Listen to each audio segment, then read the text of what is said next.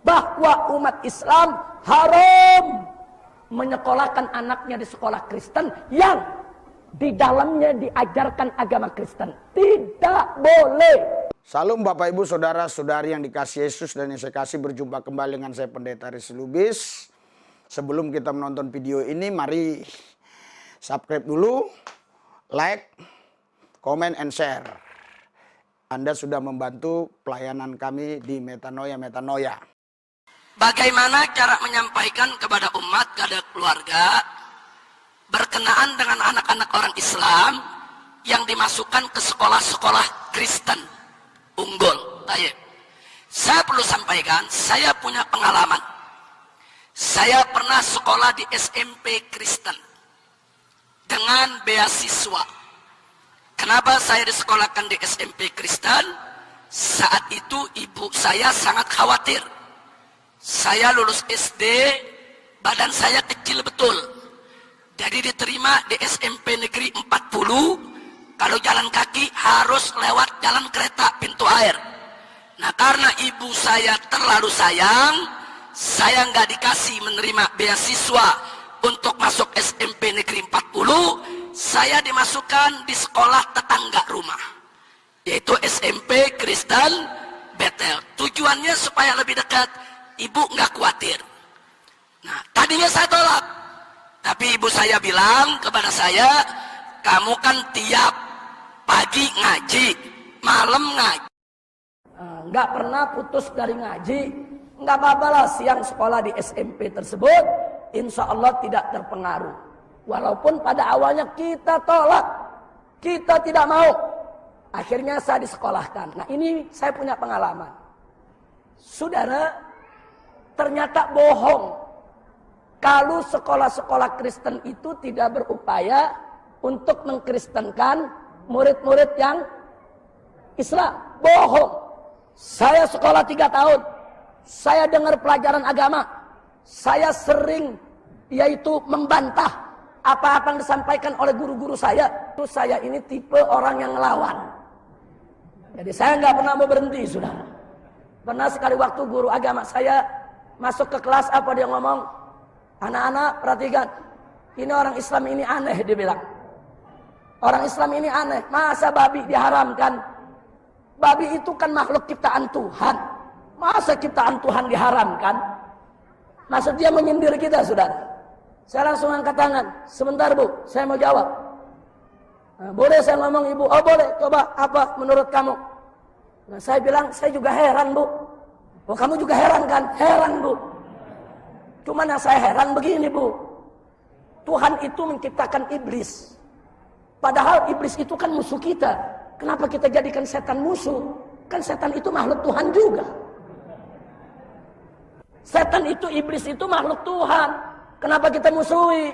Nggak boleh. Diam dia merah mukanya sudah. Langsung enggak, kalau itu kan begini, kalau itu begini. Ada yang menarik, terakhir dia bilang apa? Enggak. Itu Tuhan menciptakan iblis sebagai ujian buat umat manusia. Langsung saya jawab, nah begitu juga babi bu. Itu diciptakan Allah sebagai ujian bagi orang beriman. Yang beriman nggak makan babi, yang makan babi nggak beriman. Dia diam sudah. Bahwa umat Islam haram menyekolahkan anaknya di sekolah Kristen yang di dalamnya diajarkan agama Kristen. Tidak boleh. Tadi kita sudah sama-sama melihat, menyaksikan, mendengar apa yang dikatakan Bapak kita Habib Rizik tadi. Saya mau klarifikasi supaya tidak ada salah paham, karena kita sesama anak bangsa, kita harus bisa hidup bersama dan rukun, apalagi selama COVID-19 ini ya. Jadi kita tidak boleh salah paham satu sama lain. Bapak Habib Rizik tadi berkata kalau di sekolah Kristen itu walaupun dia orang Islam, ya mengikuti ajaran agama Kristen. Maksudnya begini, bukan mengikuti, melakukan ya. Kalau ada pelajaran agama Kristen, ya dia harus ikut. Tapi tidak dipaksa orang itu harus ikut Kristen, tidak. Memang peraturannya sudah demikian. Ya Pak Habib Rizik Jadi Pak Habib Rizik mau sekolah ke Kristen pada waktu itu berarti Bapak sudah siap. Atau ibunya Bapak Rizik sudah siap. Gitu loh.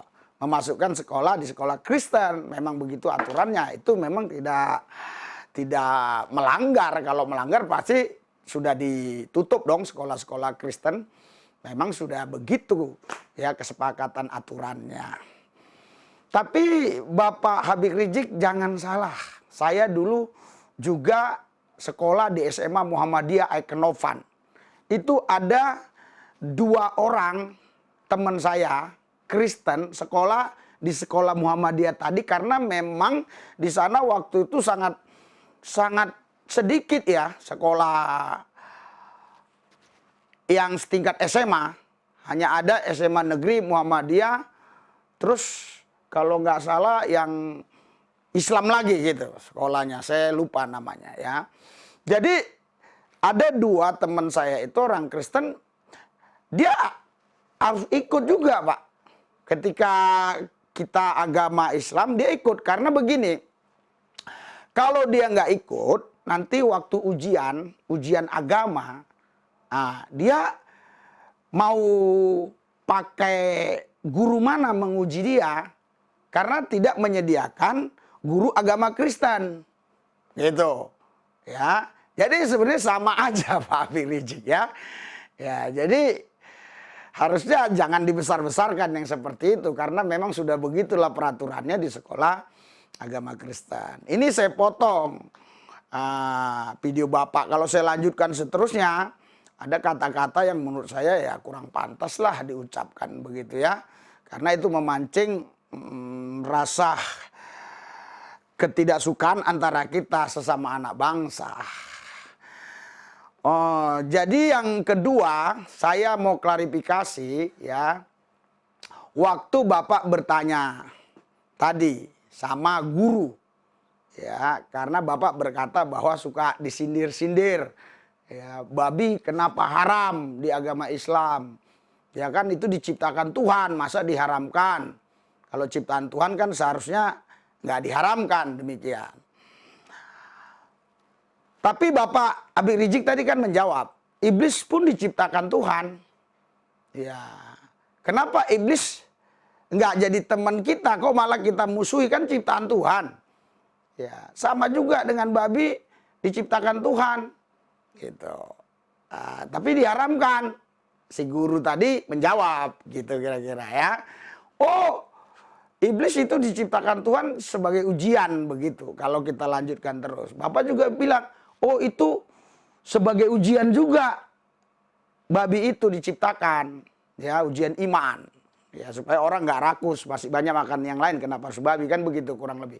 Jadi Pak Habib Rizik, Bapak salah paham, salah ngerti, mungkin itu juga gurunya juga nggak paham, nggak ngerti ya.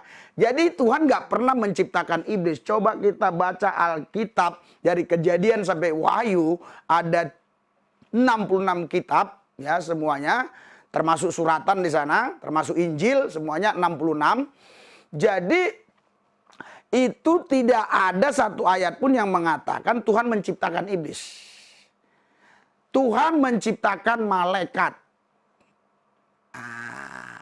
Tapi malaikat ini sepertiga memberontak terhadap Tuhan di dalam kerajaan Allah atau di sorga, sehingga mereka harus ditendang dari takhta Allah, dari kerajaan sorga. Jadi dia namanya iblis. Iblis itu dalam bahasa Ibrani-nya diabolos, dalam Yunani-nya Satan, yang artinya perusak. Jadi bukan Tuhan yang menciptakan iblis. Tuhan menciptakan malaikat. Malaikat itulah yang menjadikan dirinya perusak atau diabolos, Satan atau iblis atau setan. Saya mau kasih contoh sederhana biar kita bisa paham semua. Ya, jadi Tuhan tidak pernah menciptakan manusia pencuri, manusia perampok, manusia penjina, manusia pelacur. Tuhan nggak pernah ciptakan itu. Tuhan menciptakan manusia itu tujuannya supaya manusia ini hidupnya benar, hidupnya baik. Ya. Namun kenapa ada manusia yang jadi perampok, pembunuh, pelacur, bahkan jadi ISIS? Kenapa itu bisa terjadi?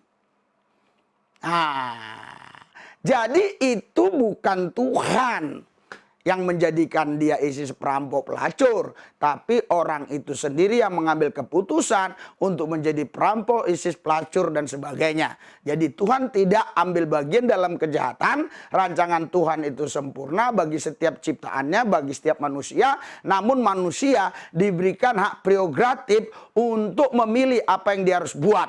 Apakah dia ikut setan atau ikut Tuhan atau ikut duniawi atau ikut kerajaan Tuhan.